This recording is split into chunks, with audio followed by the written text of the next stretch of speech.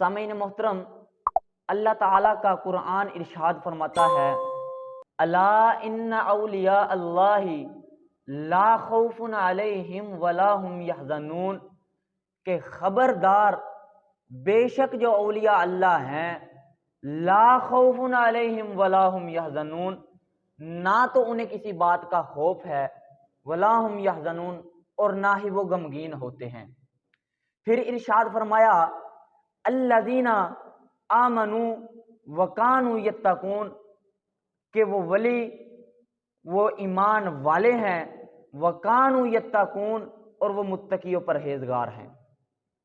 آخر میں ارشاد فرمایا، لہم البشری فی الحیات الدنیا وفی الآخرہ، ان کے لیے دنیا و آخرت میں خوشخبری ہے، لا تبدیل لکلمات اللہ، لیکن اللہ کے کلمات بدلہ نہیں کرتے۔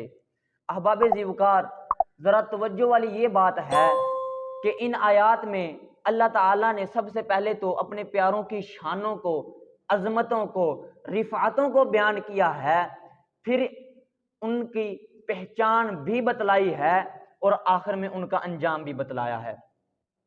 سب سے پہلے اپنے پیاروں کی شانوں کو، عظمتوں کو، رفعتوں کو رب کیسے بیان فرماتا ہے کہ الا ان اولیاء اللہ لا خوف علیہم ولا هم یحزنون، کہ خبردار جو میرے اولیاء اللہ ہیں، نہ تو انہیں کسی بات کا خوف ہے، ولا هم یحزنون، اور نہ ہی وہ غمگین ہوتے ہیں۔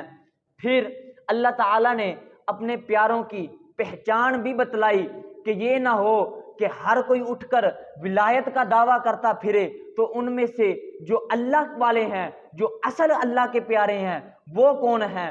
تو اللہ کا قرآن ارشاد فرماتا ہے، الذین آمنوا وکانوا یتقون، وہ ایمان والے ہیں اور وہ متقی و پرہیزگار ہیں۔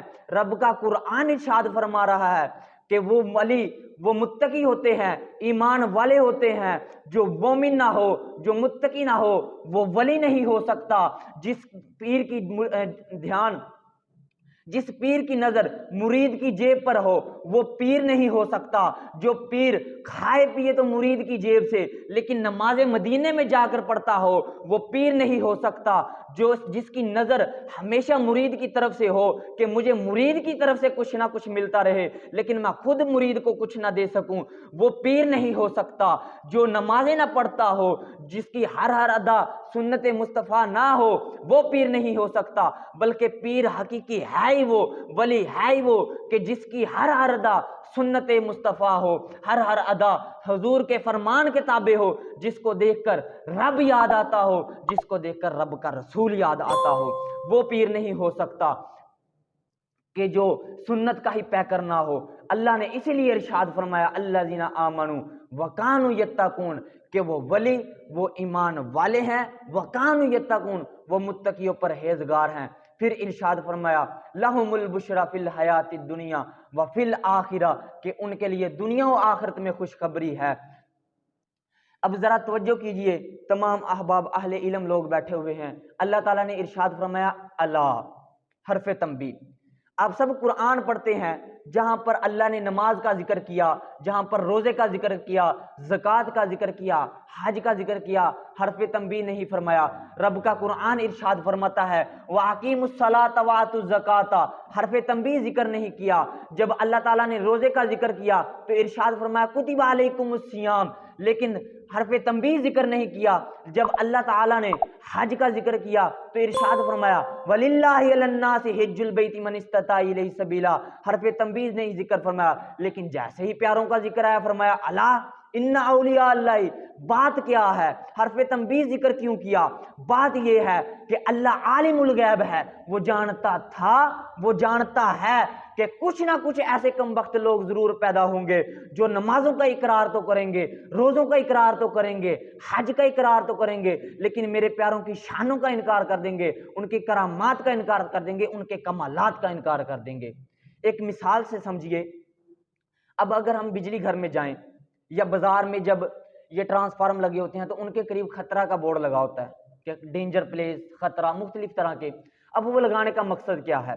جب وہ آنے والے لوگ ہیں تو ان میں اہل علم ہوں گے، کچھ بے وقوف ہوں گے، کچھ دانا ہوں گے، کچھ نادان ہوں گے۔ اب دانا لوگوں کو، عقل مند لوگوں کو پتہ لگ جائے گا یہاں پر خطرہ ہے، لیکن بورڈ لگانے کا مقصد یہ ہے کہ آنے والے نادان اور بے وقوف لوگوں کو بھی پتہ لگ جائے کہ یہاں پر خطرہ ہے۔ اگر تم نے یہاں آ کر کوئی لغزش کی، کوئی لاپرواہی کی تو جان سے جاؤ گے۔ بلا تشبیہ عرض کر رہا ہوں، مثال ہوتی ہے صرف سمجھانے کے لیے۔ رب نے حرف تنبیہ کے ذریعے ہم کو آگاہ فرما رہا ہے، اے آنے والے ذرا سنبھل کر آ، تو معمولی بندوں کی بارگاہ میں نہیں آ رہا، تو میرے پیاروں کی بندوں کی بارگاہ میں آ رہا ہے، تو میرے پیارے بندوں کی بارگاہ میں آ رہا ہے، ذرا سنبھل کر آ۔ ان کی بارگاہ میں آ کر اگر تو نے ذرا سی بھی گستاخی کی، بے ادبی کی، تو جان سے نہیں ایمان سے بھی ہاتھ دھو بیٹھے گا۔ اب سوال ہوتا ہے کہ آج کے اس جدید دور میں ولی کہاں ہے؟ تو بھائی آج کے ولی آج بھی موجود ہیں، انہوں نے اپنی ولایت کو مخفی رکھا ہوا ہے۔ امام احمد یار خان نعیمی، مفتی احمد یار خان نعیمی تفسیر نعیمی میں لکھتے ہیں کہ جس ولی کو ولایت مل جائے اور وہ اپنی ولایت کو مخفی رکھنا چاہتا ہو، اسے چاہیے کہ وہ مولوی بن جائے۔ اب جب وہ مولوی بن جائے گا، آپ لکھتے ہیں کہ وہ لوگوں کی نگاہ میں تو مولوی رہے گا، رب کی نگاہ میں وہ غوث، کتب، ابدال جتنے چاہے درجے طے کر جائے، لیکن وہ عام عوام کی نگاہ میں ایک مولوی بھی ہی رہے گا۔ اب مفتی احمد یار خان نعیمی ہمیں بتلا رہے ہیں، اے لوگوں ذرا سنبھل کر رہو، اپنے امام صاحبان کو عام مولوی مت سمجھتے رہ جانا، اپنے علماء کو ایک عام مولوی مت سمجھتے رہ جانا۔ تمہاری نگاہ میں ایک وہ مولوی ہو سکتا ہے، لیکن کیا پتا رب کی بارگاہ میں ان کا کیا مقام ہے۔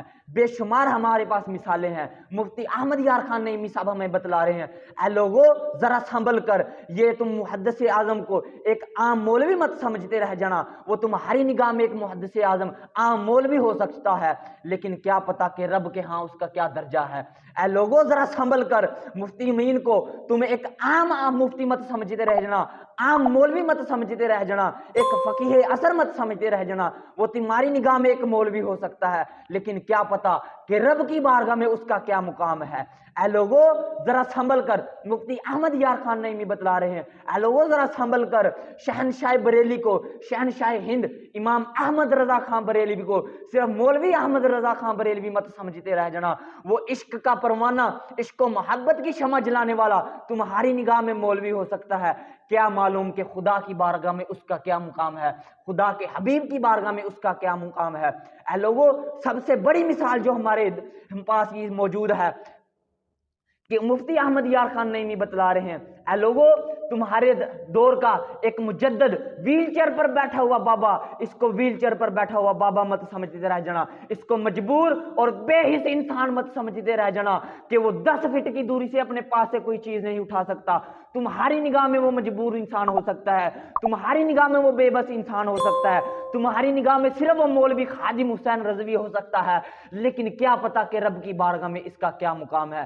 یہ تو اللہ اور اللہ اس کا رسول ہی جانتا ہے کہ اللہ کی بارگاہ میں اس کا کیا مقام ہے۔